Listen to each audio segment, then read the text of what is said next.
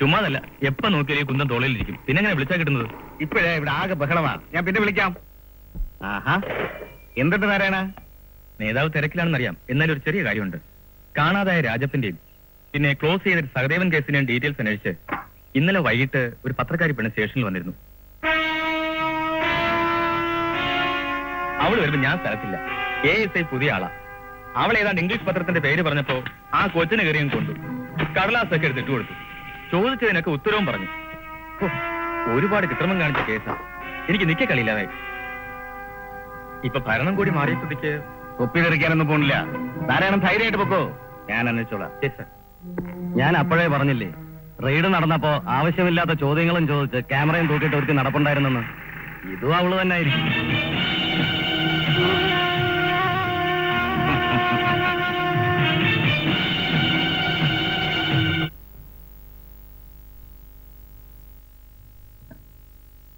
ആ മീര വളരെ ഡാമേജിംഗ് ആയിട്ട് എഴുതി പിടിപ്പിച്ചിട്ടുണ്ടല്ലോ. പരമേശ്വര, നമുക്കൊരു മാനനഷ്ട കേസ് ഫയൽ ചെയ്താലോ? ഏയ്, അതിന്റെ ഒന്നും കാര്യമില്ല. സെക്രട്ടറിക്ക് അറിയാമല്ലോ, ഒരു വാരയ്ക്കും ഒരാഴ്ചക്കപ്പുറം ആയുസില്ല. എന്നാ പിന്നെ അങ്ങ് മറന്നു കളയാം അല്ലേ? ഇത് അങ്ങനെ അങ്ങ് ഇഗ്നോർ ചെയ്താൽ പറ്റില്ല. പാർട്ടിയുമായി ബന്ധമുള്ള ഒരാളെ കുറിച്ച് ഇങ്ങനെയൊക്കെ അച്ചടിച്ച് വരികയെന്ന് വെച്ചാൽ ഒരു പ്രത്യയശാസ്ത്രത്തിന്റെ പേരിൽ നിലനിൽക്കുന്ന പാർട്ടിക്ക് അതൊരു മാനക്കേടാ. എന്റെ കേസ് എന്ത് പ്രത്യയശാസ്ത്രം? മഹത്തായ റഷ്യയിലും പോളണ്ടിലും റുമേനിയയിലും ഒക്കെ അഴുകി ദ്രവിച്ച് ഓടകളിൽ ഒഴിഞ്ഞു നടക്കുന്ന സാധനമോ? അത് കൈകൊണ്ട് തൊടാൻ ഇപ്പോഴവിടുത്തെ തോട്ടികൾക്ക് പോലും അറപ്പാ. പക്ഷെ പൊട്ടികളിച്ച് ഇവിടെ എത്തുമ്പോ നമുക്കത് അമൃതം, പുണ്യതീർത്ഥം. എനിക്ക് എന്ന് കിട്ടി ഈ പിന്തിരിപ്പൻ കാഴ്ചപ്പാട്. ഇതാണ് നമ്മുടെ തകരാറ്. ഉള്ള സത്യം പറഞ്ഞാൽ ഉടനെ പിന്തിരിപ്പനാക്കും, പാർട്ടി വിരുദ്ധനാക്കും. കേസേ ഈ ക്രോസും വിസ്താരവും ഒക്കെ ഉണ്ടല്ലോ, അത് വെറും പ്രഹസനമാണെന്ന് എനിക്കും അറിയാം, നിങ്ങൾക്കും അറിയാം. ഇതിന്റെ പേരിൽ പരമേശ്വരൻ എന്തെങ്കിലും പറയാനുണ്ടോ? എനിക്ക് പറയാനുള്ളതൊക്കെ നിങ്ങൾക്ക് വായിക്കാൻ പാകത്തിൽ വലിയ അക്ഷരത്തിൽ ഞാൻ എഴുതി തന്നിട്ടുള്ള മറുപടിക്കകത്തുണ്ട്. അച്ചടക്ക കമ്മിറ്റിക്ക് ആ മറുപടി ബോധിച്ചിട്ടില്ലാത്തതുകൊണ്ടാണല്ലോ ഈ സിറ്റിംഗ്. കഷ്ടിച്ച് BA പാസ്സായ മകന് അർദ്ധ സർക്കാർ സ്ഥാപനത്തിൽ 6000 രൂപ ശമ്പളമുള്ള ജോലി, പിന്നെ സ്വകാര്യമായിട്ട് ബ്ലേഡ് കമ്പനി, വീട്ടിൽ AC, 5 ലക്ഷം രൂപയും 151 പവനും ഒരു മാരുതിക്കാറും കൊടുത്ത് മകൾക്കൊരു അബ്കാരി മുതലാളി ഭർത്താവ്, ഇളയ കുട്ടിക്ക് ഊട്ടിൽ അവിടെയിൽ സമീകൃത വിദ്യാഭ്യാസം. കേസേ ഒരു പത്രമൊന്നും മെനക്കെട്ടാലുണ്ടല്ലോ, നിങ്ങൾക്കെതിരെ എഴുതാൻ ഒരുപാട് പേജുണ്ടാവും. അപ്പോഴും ഉണ്ടാവണം ഈ അച്ചടക്ക കമ്മിറ്റിയും ക്രോസിംഗും ഒക്കെ. കേസേ എന്നെ ഒതുക്കാൻ നിങ്ങൾ ശ്രമം തുടങ്ങിയിട്ട് കാലം കുറയായി. എനിക്കറിയാം നിങ്ങളുടെ മനഃശാസ്ത്രം. സഖാവെന്ന് ഒപ്പം നിന്ന് വിളിക്കുന്നതിനേക്കാൾ ഓച്ചാനിച്ചെന്ന് സാറെന്ന് വിളിക്കുന്നതാണ് എനിക്കിഷ്ടം. രഹസ്യമായിട്ടാണെങ്കിൽ തമ്പുരാനെന്നും. പക്ഷെ അതിന് പരമേശ്വരനെ കിട്ടുകയില്ല. തെമ്മാടിത്തരം കാണിക്കുമെങ്കിലും നിങ്ങളൊരാഖ്യന. നിങ്ങൾക്ക് താഴാൻ പറ്റുന്നതിന് പരിധിയുണ്ട്. പക്ഷെ പരമേശ്വരന് താഴാനും ഉയരാനും പരിധിയില്ല.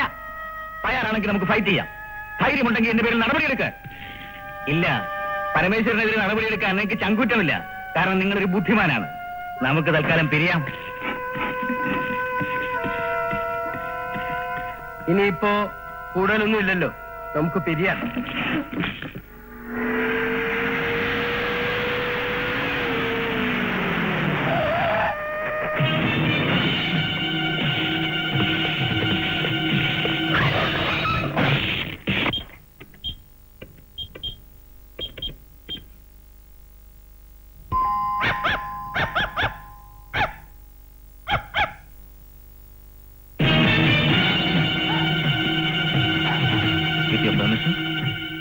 മുഖവര വേണ്ടല്ലോ അല്ലേ?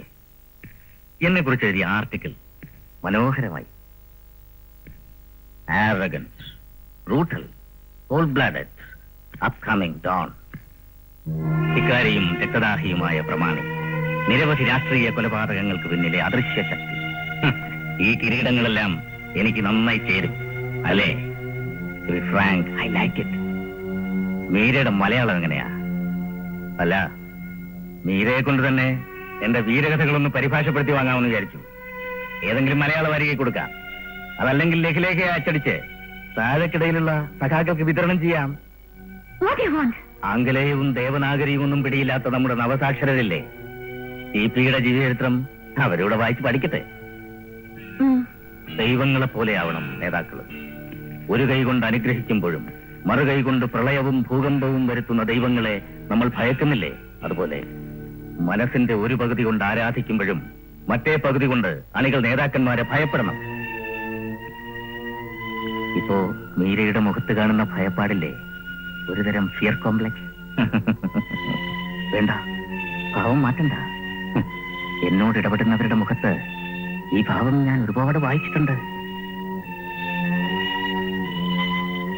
ഒരു ഷേക്ക് ഹാൻഡിന് വേണ്ടി എന്റെ ഈ കയ്യിൽ കൈവച്ച് വരുമ്പോ പാമ്പിനെ തൊടുന്ന പോലുള്ള അറപ്പും ഭീതിയും എന്റെ പാർട്ടിയുടെ തന്നെ നേതാക്കന്മാരുടെ മുഖത്ത് ഞാൻ ഒരുപാട് തവണ കണ്ടിട്ടുണ്ട്. മീരയ്ക്കറിയാമോ ദൈവം കണ്ടുപിടിച്ച ഏറ്റവും വലിയ ലഹരി മരുന്ന് ഏതാണെന്ന്? അറിയില്ല. പവർ, അധികാരം. അധികാരമാണ് ദൈവം സൃഷ്ടിച്ചതിൽ ഏറ്റവും വീര്യമേറിയ ലഹരി മരുന്ന്. ഫെറോഷ്യസ്, അക്രമകാരി. ലേഖനത്തിൽ മീര എനിക്ക് തന്ന മറ്റൊരു വിശേഷണം. ഫെറോഷ്യസ് എന്ന പദം ഞാൻ ആദ്യം വായിക്കുന്നത് ഡോബർമാൻ ഇനത്തിൽപ്പെട്ട നായ്ക്കളെ കുറിച്ചുള്ള ലേഖനത്തിലാണ്. മീരയുടെ ലേഖനം വായിച്ചു കഴിഞ്ഞപ്പോ ഞാൻ അറിയാതെ കണ്ണാടിയിൽ നോക്കിപ്പോയി. എന്റെ കഴുത്തിന് മുകളിൽ സംസ്ട്രകളുള്ള ഒരു വേട്ടപ്പട്ടിയുടെ മുഖമുണ്ടോ എന്നറിയാൻ. പ്രസംഗിച്ചു അല്ലേ? സോറി, ഒന്നു മാത്രം പറയാനാ വന്നത്. കോവളത്തെ കടൽത്തീരത്തടിഞ്ഞ 3 അജ്ഞാത ശവങ്ങൾക്ക് പിന്നിൽ ഞാനുണ്ടെന്ന് എഴുതിയല്ലോ. 4ാമതൊരെണ്ണം കൂടിയായാലും ഒന്നും സംഭവിക്കാനില്ല.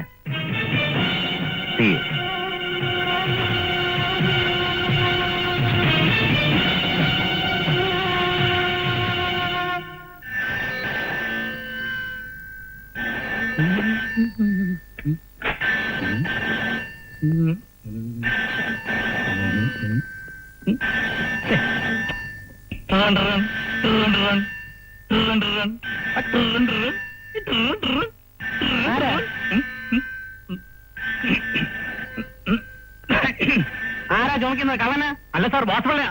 അത് തന്നെ ചോദിച്ചത്. ആ ഫോണൊന്നും എടുത്തോളെ തനിക്ക്. എടുക്കാം സാർ. ഹലോ സാർ, വിളിക്കാം സാർ. പപ്പനെ വേണമെന്ന് ജി പി സാറാ. ഇതിന്റെ ഉള്ളിൽ നിന്ന് ഞാൻ അങ്ങനെ പപ്പനെ വിളിച്ചു കൊടുക്കുന്നത്? പിന്നെ ഞാൻ അങ്ങോട്ട് വരണോ? കണ്ണൂരിൽ ടിയർ ഗ്യാസ്, എറണാകുളത്തിൽ ലാത്തിചാർജ്, കൊല്ലത്ത് കല്ലേറിൽ പോലീസുകാർക്കും വിദ്യാർത്ഥികൾക്കും പരിക്ക്, തലസ്ഥാനത്ത് സർവം ശാന്തം. അതായത് ഇവിടെ മാത്രം സമരം വെറും ഷൂ. നാണമില്ലല്ലോ പപ്പ നിനക്കൊക്കെ. ജി പിക്ക് അറിയാമല്ലോ പ്രൊഫഷണൽ സ്റ്റുഡൻസിന്റെ നേച്ചർ. മാന്യത വിട്ട് കളിക്കാൻ അവരെ കിട്ടില്ല. ഉന്തം. ഈ മാന്യതയുടെ പുറന്തോടുണ്ടല്ലോ, മർമ്മം നോക്കി കുത്തിയാൽ അത് ബലൂൺ പൊട്ടുന്ന പോലെ പൊട്ടും.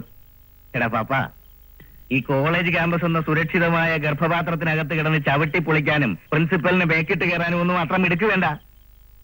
സമരം തെരുവിലേക്ക് കൊണ്ടുവരണം. ഏത് സമരമായാലും അത് ആളിക്കത്താൻ പറ്റിയ അടുപ്പ് തെരുവാ. യാതൊരു പ്രകോപനവും ഇല്ലാതെ പെട്ടെന്ന് വയലൻസിലേക്ക് പോകാന്ന് വെച്ചാൽ എന്ത് പ്രകോപനം? ഒരു സമരം അക്രമാസക്തമാകാൻ എന്താ വേണ്ടത്? ആറ്റം പൊട്ടിക്കണോ? ഒന്നും വേണ്ട. എടോ, വിദ്യാർത്ഥി സമരത്തിന്റെ പേരിൽ എന്ത് തോന്നിയാസം കാണിച്ചാലും അതിനാരും വധശിക്ഷയൊന്നും വിധിക്കില്ല. എനിക്ക് ഒന്നേ പറയാനുള്ളൂ, നാളെ ഈ തലസ്ഥാന നഗരം വിറയ്ക്കണം.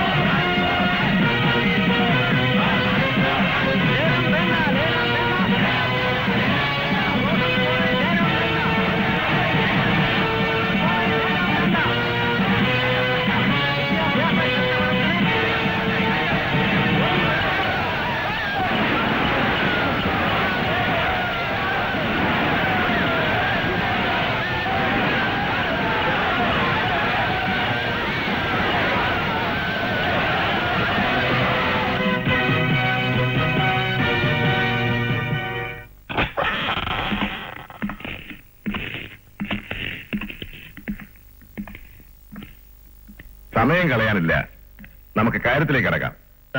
വിദ്യാർത്ഥികളുമായി ചർച്ചയില്ലെന്ന ഗവൺമെന്റ് നിലപാട്? ആ നിലപാടിൽ മാറ്റമില്ല. ഗവൺമെന്റിനോട് ചോദിച്ചിട്ടല്ലോ സമരം തുടങ്ങിയത്. പിന്നെന്തിനാണ് ചർച്ച? ഈ ഗവൺമെന്റ് ഉത്തരവാദിത്വത്തിൽ നിന്ന് ഒഴിഞ്ഞു മാറുകയാണോ? അല്ല, ഉത്തരവാദിത്വമില്ലാതെ എഴുതിക്കൂട്ടി ഈ സമരം പെരുപ്പിച്ചത് പത്രക്കാരാണ്. എഡിറ്റോറിയലായി, വാർത്തയായി, റിട്ടയർ ചെയ്ത് പണിയില്ലാതിരിക്കുന്ന മെഡിക്കൽ കോളേജ് വാദ്യന്മാരുടെ പ്രതികരണങ്ങളായി. സ്വകാര്യ കോളേജുകളെ കുറിച്ച് ഗവൺമെന്റ് ആലോചിക്കുന്നതേ ഉള്ളൂ. അതിനു മുമ്പ് തീരുമാനിച്ചുവെന്ന് നിങ്ങൾ പത്രക്കാർ എഴുതിപ്പിടിപ്പിച്ചു. പ്രശ്നം ഇതുവരെ ഏകോപന സമിതി ചർച്ചയ്ക്കെടുത്തിട്ടില്ല, ക്യാബിനറ്റ് പരിഗണിച്ചിട്ടുമില്ല. അപ്പോ ഗവൺമെന്റ് തീരുമാനിച്ചിട്ടില്ല എന്ന് എഴുതട്ടെ? ഓഹോ, 2 ആഴ്ചയ്ക്ക് മുമ്പ് ഇങ്ങനെ തുറന്നു പറഞ്ഞിരുന്നെങ്കിൽ ഈ സമരം ഒഴിവാക്കാമായിരുന്നില്ലേ സാർ? 2 ആഴ്ച മുമ്പ് ഇങ്ങനൊരു ക്രമസമാധാന പ്രശ്നം സംസ്ഥാനത്ത് നിലവിലുണ്ടായിരുന്നില്ല. ഒരു കാര്യം വ്യക്തമായി പറയാൻ ഞാൻ ആഗ്രഹിക്കുന്നു. വിദ്യാർത്ഥികളുടെ സമരം ഇനി മുതൽ കോളേജുകളുടെ മതിൽക്കെട്ടുകൾക്കുള്ളിൽ മാത്രം മതി. പുറത്തിറങ്ങി പൊതുജനങ്ങളുടെ സൗരജീവിതം തകരാറിലാക്കാൻ ശ്രമിച്ചാൽ കയ്യും കെട്ടി നോക്കി നിൽക്കാൻ ഗവൺമെന്റ് കഴിയില്ല. എന്ത് ബലം പ്രയോഗിക്കേണ്ടി വന്നാലും പോലീസ് ശക്തമായി അതിനെ ചെറുക്കും. സ്വകാര്യ പ്രൊഫഷണൽ കോളേജുകൾ അനുവദിക്കാൻ തീരുമാനിച്ചിട്ടില്ല എന്ന് ഗവൺമെന്റ് പ്രഖ്യാപിച്ച സ്ഥിതിക്ക് ഇനി ഈ സമരം തുടരുന്നതിൽ അർത്ഥമില്ല. അർത്ഥമുണ്ട്. മുഖ്യമന്ത്രിയുടെ ഒരു വയോഴിപ്പൻ പ്രഖ്യാപനം വന്നെന്ന് വെച്ച് ഇഷ്യൂ തീരുന്നില്ല. സ്വകാര്യ കോളേജ് തുടങ്ങില്ല എന്ന് ഇതുവരെ ആരും പറഞ്ഞിട്ടില്ല. തുടങ്ങുമെന്നും ആരും പറഞ്ഞിട്ടില്ല. ഇപ്പൊ തന്നെ ഫൈനലിയേഴ്സിന്റെ പരീക്ഷ 3 തവണ മാറ്റിവെച്ചു. പോലീസിന്റെ തല്ലുകൊണ്ട് പപ്പനടക്കം 100 വിദ്യാർത്ഥികൾ ആശുപത്രിയിലായി. തല്ലാ റെഡിയായി നിൽക്കുന്ന പോലീസിന്റെ മുന്നിലോട്ട് പിള്ളേരെ എറിഞ്ഞു കൊടുക്കാൻ ഇനി വയ്യ. ഇതേവരെ പറഞ്ഞു വെക്കാൻ ഒരു കാരണം ഉണ്ടായിരുന്നു, ഇപ്പൊ അതുമില്ല. ഉണ്ണി, സമരം തുടങ്ങാൻ തീരുമാനിച്ചത് പാർട്ടിയാണ്.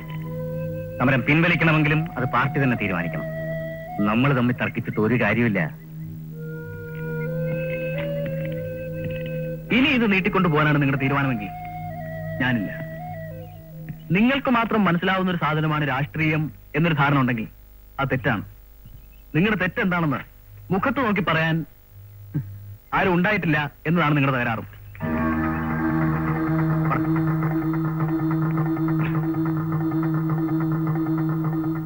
നീ പറഞ്ഞതൊക്കെ ചിരിച്ചുകൊണ്ടാണ് ആ സമയത്ത് കേട്ടിരുന്നെങ്കിലും അദ്ദേഹം വല്ലാതെ ഹർട്ടായിട്ടുണ്ട്.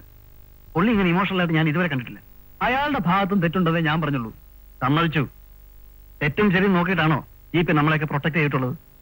കുറഞ്ഞപക്ഷം നിന്റെ കാര്യത്തിലെങ്കിലും മറ്റാരോടും കാണിച്ചിട്ടില്ലാത്ത ദയ GP അന്ന് നിന്നോട് കാണിച്ചത്. എന്തായാലും ഒരു സമരം തുറന്നാൽ ശരിയാവില്ലോ അപ്പ. സോറി, പത്രക്കാരുടെ ഒരു ദുസ്വഭാവം. 2 പേര് ഗൗരവമായിട്ട് എന്തെങ്കിലും സംസാരിക്കുന്ന കേട്ടാ എഴുതാൻ എന്തെങ്കിലും വീണ് കിട്ടുമോന്നാ ജേർണലിസത്തിന്റെ ഒരു ബേസിക് തിയറി. എന്തു പറ്റി? സമരം തുടരുന്ന കാര്യത്തില് കുട്ടി നേതാവിനെ വലിയ നേതാവുമായി തർക്കമുണ്ടെന്ന് തോന്നുന്നല്ലോ. ഒന്നുമില്ല. ഞങ്ങൾ നാളെ എങ്ങനെ സമരം കൊഴിപ്പിക്കാമെന്ന് ചർച്ച ചെയ്യായിരുന്നു. അതിന് നാളെ തനിക്ക് ഫീൽഡിൽ ഇറങ്ങാൻ കഴിയോ? അവനെ ഇറക്കാതിരിക്കാനാ എന്റെ ശ്രമം. അതിരിക്കട്ടെ, മറ്റു സഖാക്കളൊക്കെ എവിടെ? അവരപ്പുറത്തുണ്ട്. ആ, ഞാൻ ഇറങ്ങട്ടെ. പോലീസുകാരെ എറിഞ്ഞ കൂട്ടത്തില് നിങ്ങളെ പത്രക്കാരെ എറിഞ്ഞ് വീഴിച്ചിട്ടുണ്ടല്ലോ, അവരെ ഒന്ന് കാണണം. പോട്ടെ. ഓ ശരി. ഉണ്ണി, നിനക്ക് വേണേ GP എത്തിക്കരിക്കാം. പക്ഷെ എനിക്കതിന് കഴിയില്ല. അതൊക്കെ കടപ്പാടായി പോയി. നാളെ നീ ഇല്ലെങ്കിൽ സമരം നടത്താൻ ഈ അവസരം ഞാൻ ഇറങ്ങേണ്ടി വരും. നീ GP പോയി കാണണം, സമ്മതിക്കണം, എനിക്ക് വേണ്ടിയെങ്കിലും പ്ലീസ്.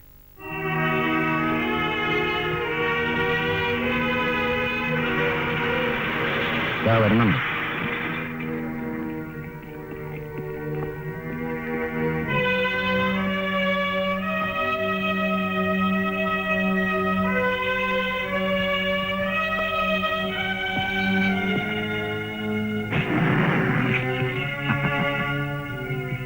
നീ ഇവിടെ തന്നെ കാണുമെന്ന് എനിക്കറിയാമായിരുന്നു. അല്പം സംസാരിക്കാനുണ്ട്. വാ വാ, കേറ്.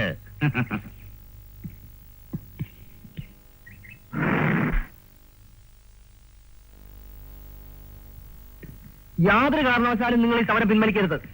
പിൻവലിച്ചാൽ തീർന്നു. പ്രതിപക്ഷത്തിൽ നിന്ന് നിങ്ങൾ സംഘടിപ്പിച്ച ആദ്യത്തെ മാസ് മൂവ്മെന്റ് തകർന്നു വരും. നിങ്ങൾ തോറ്റു വരും. തോൽക്കാൻ നിവർത്തിയില്ലെന്നാ തോന്നുന്നത്. എന്റെ PR നിങ്ങൾക്കറിയാലോ, സ്വന്തം പാർട്ടിയുടെ പ്രസിഡന്റ് തന്നെ മുഖ്യനെതിരെ ഗ്രൂപ്പ് കളിച്ചോണ്ടിരിക്കുക. അങ്ങനെ താഴെ ഇറക്കാൻ ആരോട് വേണേ കൂട്ടുകൂടാൻ അവർ തയ്യാറാ.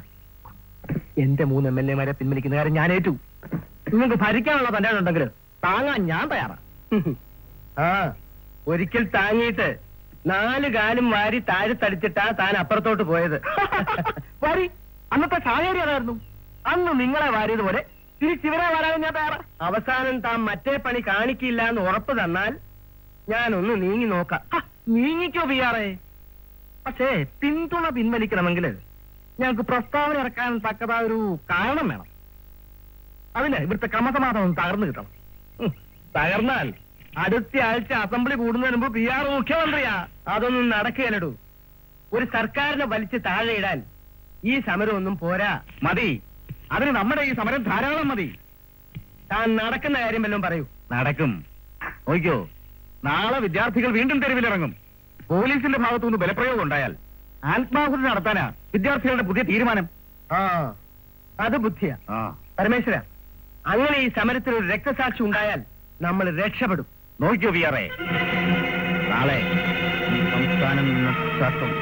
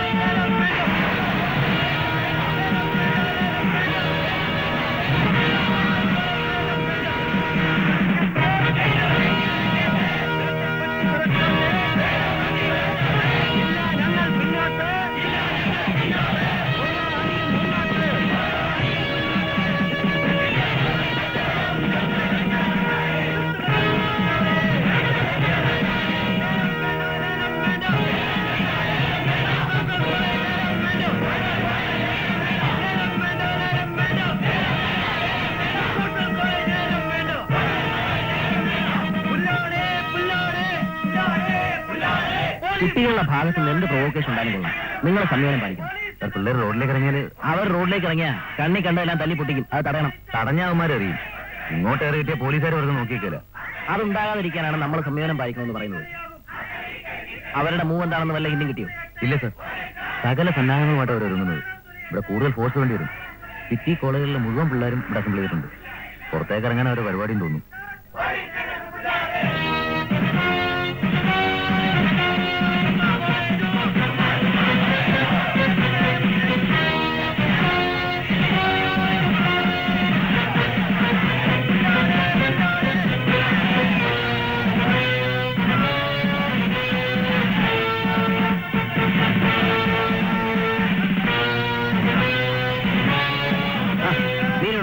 പോകാൻ പറ്റില്ല.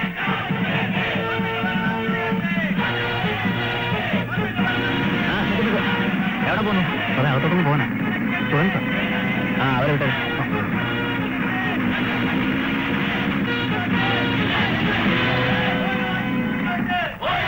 അപ്പാ, നീ എന്ത് പണിയെ കാണിച്ചേ? എനിക്ക് കുഴപ്പമൊന്നുമില്ല. ഇവിടെ ഇങ്ങനെ തിളയ്ക്കുമ്പോ എനിക്ക് എവിടെ കിടന്ന കിടപ്പ് വരുമോ? പുറത്ത് മുഴുവൻ പോലീസുകാർ വളഞ്ഞിരിക്കുക. അവർ 4 ഗേറ്റും ബ്ലോക്ക് ചെയ്തിട്ടുണ്ട്. വയലൻസിന്റെ ഈ പിള്ളേര് മുഴുവൻ തല്ലുപിടിക്കും. നമ്മൾ വേണം കൺട്രോൾ ചെയ്യാൻ. പപ്പ, ആ, മീരയോ? ക്യാമ്പസിനകത്ത് എങ്ങനെ എത്തി? പുറത്തു നിന്നാൽ എന്തെങ്കിലും സംഭവിച്ചാ പോലീസിന് വില പൊട്ടിക്കാൻ പറ്റില്ല. നിങ്ങളുടെ അവിടെ മൂവ് ചെയ്യാന്ന് വെച്ചു. എക്സ്ക്ലൂസീവ് ഫോട്ടോഗ്രാഫ്സ് കിട്ടാൻ. വാ വാ, കമോ.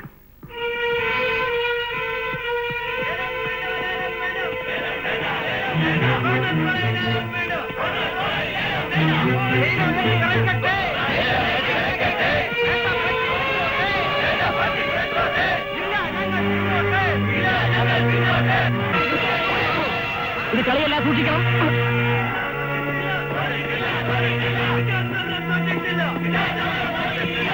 നിങ്ങൾ അടുത്താണ് കാണിക്കുന്നത്. ഒഴിക്കണം.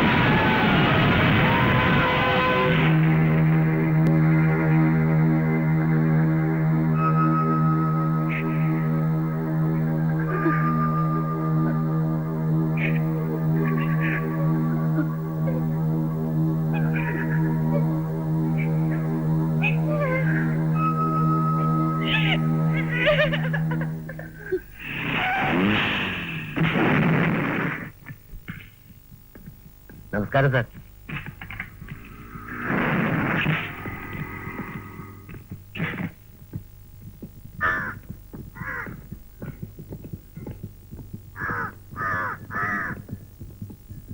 ആരോട് ചോദിച്ചിട്ടാ ബോഡി ഇങ്ങോട്ട് കൊണ്ടുവന്നത്? പാർട്ടി ഓഫീസിലേക്ക് കൊണ്ടുപോകാൻ അയാൾ സമ്മതിച്ചില്ല. ഉണ്ണിയുടെ അമ്മാവൻ. ആകെ പൊളിഞ്ഞല്ലോ. ഉണ്ണിയുടെ ബ്രദർ എത്തിയിട്ടുണ്ട്. എവിടെ? ഇതാ അവിടെ.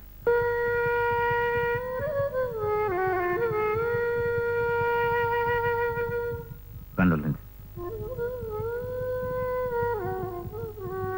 ബുദ്ധിമുട്ടിക്കുകയാണെന്നറിയാം, എങ്കിലും എനിക്കൊരല്പം സംസാരിക്കാനുണ്ട്. വരൂ.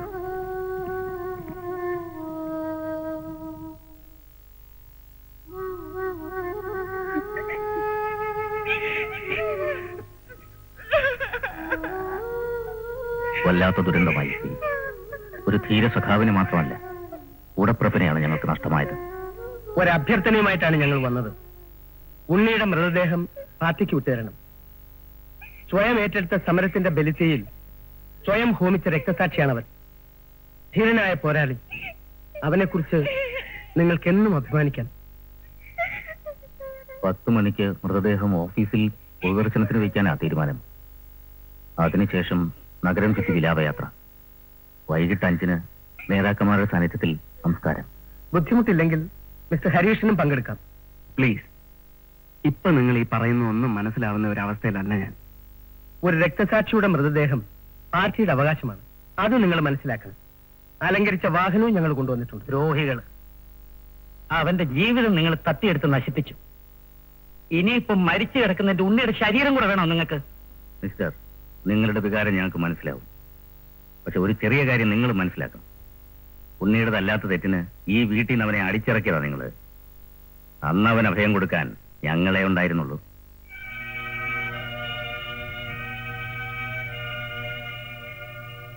ഇപ്പൊ നിങ്ങൾ കാണിക്കുന്ന ഈ സെന്റിമെന്റ്സ് ഉണ്ടല്ലോ, ഇതിന്റെ 10 അംശം അന്ന് അവനോട് കാണിച്ചിരുന്നെങ്കിൽ ഇന്ന് ഈ നാടകം കാണുമ്പോൾ ഞങ്ങൾക്ക് അല്പം സിമ്പതി തോന്നുമായിരുന്നു. ഇന്നിപ്പോ ഉണ്ണിയുടെ പേരിൽ നിങ്ങളെക്കാൾ അവകാശം ഞങ്ങൾക്ക്. അതെ, അവകാശമാണ്. അച്ഛനും അമ്മയും വളർത്തി വലുതാക്കി പഠിക്കാൻ അയക്കുന്ന ഏത് കുട്ടിയുടെ മേലും നിങ്ങൾക്ക് ഒരുപാട് അവകാശമാണ്. കല്ലെറിയാനും കത്തിക്കാനുമല്ല അവനെ ആയുധമാക്കാം. കൊലമരത്തിലേക്ക് പോലും പറഞ്ഞയക്കാം.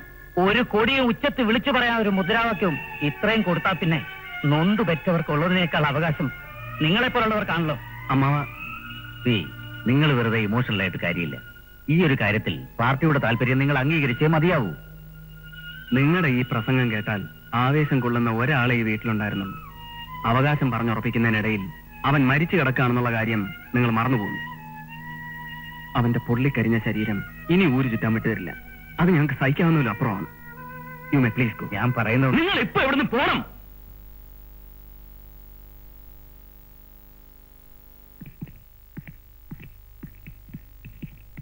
റീത്ത്, പോടും പോയി വണ്ടി തിരിച്ചെട്.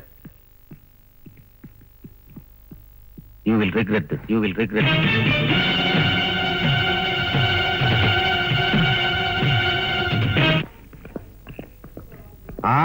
അത് ശരി. രാജ്യത്തുള്ള സകല പോലീസുകാരും കൂടെ ഇവിടെ വന്ന് കൂടിയാ പിന്നെ പുറത്തെങ്ങനെ ഇതൊക്കെ നടക്കാതിരിക്കും? സർ, ഈ സംഭവം ഗവൺമെന്റിന്റെ നിലനിൽപ്പിനെ ബാധിക്കുമോ? ഇരുട്ടടി പോലെയാണല്ലോ ചോദ്യം.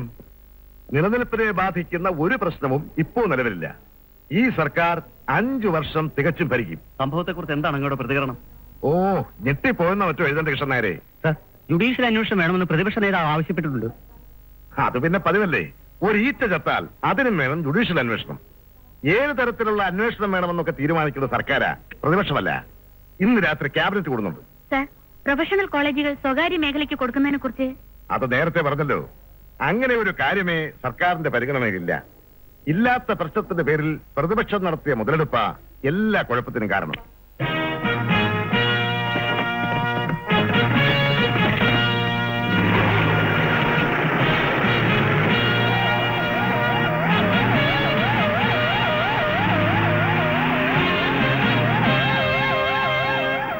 റഷീദേ, തന്റെ ഡിസ്റ്റിലറിയുടെ കാര്യം ആകെ കുഴഞ്ഞു കിടക്കുക. അയ്യോ, ആ സഹോദരിയിലിടൂ മറ്റേ ഗ്രൂപ്പുകാരൻ അയാളെ കയറിയോട്ട് ഉടക്കു വെച്ചു. ഡൽഹി കിടന്ന് എനിക്കെതിരായി കളിക്കാനായത്. അങ്ങനെയാണെങ്കിൽ അടുത്ത റീഷഫിളിങ്ങിന് അവന്റെ കയ്യിൽ നിന്ന് ഈ വകുപ്പെങ്കിലും എടുത്ത് മാറ്റണം. വകുപ്പ് മാറ്റിക്ക് എടുത്ത് പുറത്ത് കളയാനുള്ള കളി കളിച്ചിട്ടാ ഞാൻ വന്നിരിക്കുന്നത്. അതിന് കാലതാമസമൊന്നുമില്ല, നോക്കിക്കോ. പിന്നെ എന്താ ഈ എക്സൈസ് മന്ത്രിയുടെ കളികൾ? അതൊക്കെ ഡീൽ ചെയ്തിട്ടുണ്ട്.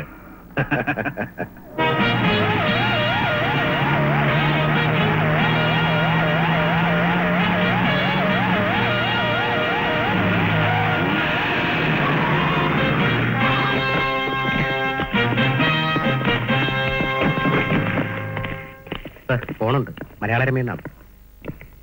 ആ ഞാനാണ് ജോർജെ. എല്ലാരോടും സംസാരിച്ചിട്ട് ഞാൻ അങ്ങോട്ട് വിളിക്കാം. ഏറിയ 15 മിനിറ്റ്. പിന്നെ പ്രതിപക്ഷത്ത് എന്താ തീരുമാനം? ഓഹോ, ആ ഡൽഹി ടു ബാംഗ്ലൂർ, പിന്നെ അവിടെ നിന്ന് ഇങ്ങോട്ട് എയർഫോഴ്സിന്റെ ഫ്ലൈറ്റിൽ പോന്നു. അത് ശരി. ഇതിനിടെ അങ്ങനെ ഒരു ഡെവലപ്മെന്റ് ഉണ്ടായോ? അത് ഞാൻ അറിഞ്ഞതേ ഇല്ല. അത് ഞാൻ ഉടനെ കൈകാര്യം ചെയ്തോളാം, നിങ്ങൾ വിഷമിക്കണ്ട. Okay, thank you. വിജയരാഘവന്റെ കളികൾ പത്രക്കാരും അറിഞ്ഞു. അത് പറയാനാ ജോർജ് വിളിച്ചത്. എവിടെയുണ്ട് ചാരായ മന്ത്രി? മിനിസ്റ്റർ ഓഫീസിലുമില്ല, വീട്ടിലുമില്ല.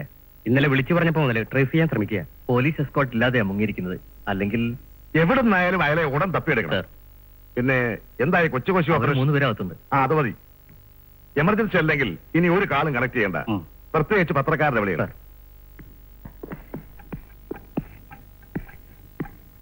നാളത്തെ കാര്യം എന്ത് വേണോ ഹർത്താൽ വേണോ എന്നൊന്നും പ്രതിപക്ഷം ഇപ്പോഴും തീരുമാനിച്ചിട്ടില്ലെന്നാ മലയാളരമ പറഞ്ഞത്. ഈ മാസം തന്നെ ബന്ദ് 2 എണ്ണം കഴിഞ്ഞതുകൊണ്ട് ഇനി 3-ാമതൊരെണ്ണം കൂടി പറ്റില്ലെന്ന ഘടകകക്ഷികളുടെ സ്റ്റാൻഡ്. തർക്കം തീർന്നിട്ടില്ല. ജനങ്ങളെ കൂടുതൽ വെറുപ്പിക്കാതിരിക്കാനുള്ള സൽബുദ്ധി തോന്നട്ടെ എന്ന് നമുക്ക് പ്രാർത്ഥിക്കാം. സോ കമോൺ, എന്താണ് ഇവിടുത്തെ സംഭവം? പോലീസിന്റെ ഭാഗത്ത് നിന്ന് യാതൊരു പ്രകോപനമില്ലാതെ പിള്ളേര് പെട്ടെന്ന് വയലന്റ് ആവുകയായിരുന്നു. ആദ്യം കല്ലേറും, മൈൽഡ് എക്സ്പ്ലോസീവ്, പിന്നെ സ്മോക്ക് ബാമ്പ്. ആ കൺഫ്യൂഷൻ ഇടയ്ക്ക ഈ ദുരന്തം. ഇത്രയൊക്കെ ഞാൻ ഇന്നലെ ഡൽഹി വെച്ച് തന്നെ അറിഞ്ഞ കാര്യങ്ങളാ. ഇങ്ങനെയൊക്കെ നടക്കാൻ പോകുന്നെന്ന് ഇന്റലിജൻസുകാർ അറിഞ്ഞതേയില്ലല്ലേ? an unpardonable failure. Excuse me sir, ആയിരക്കണക്കിന് കുട്ടികൾ കൂടുന്നതിന് നടക്ക് എന്ത് നടന്നാലും നമുക്ക് എങ്ങനെ തടയാൻ കഴിയും സർ? നിങ്ങളുടെ ഈ ചോദ്യത്തിനൊക്കെ ഞാൻ ഉത്തരം പറയണമെങ്കിൽ പിന്നെ നിങ്ങൾ എന്തിനാ ഈ കളസോട്ട് നടക്കുന്നത്? വിദഗ്ധൻ. ആ മോൻ ഇവിടെ ഇരുന്ന് ഈ പോലീസ് പുറയൊക്കെ നോക്കി പഠിക്കണം. വലുതാകുമ്പോഴേ എടുത്ത് പ്രയോഗിക്കാനുള്ളതാ. ആ എന്താ ഇപ്പോഴത്തെ പൊസിഷൻ? അവിടെ ഇവിടെ ഒറ്റപ്പെട്ട ചില സംഭവങ്ങൾ നടന്നതൊഴിച്ചാൽ സ്ഥിതിഗതികൾ പൊതുവെ ശാന്തമാണ്. മേജർ കാഷ്വാലിറ്റീസ് ഒന്നും തന്നെ ഉണ്ടായിട്ടില്ല.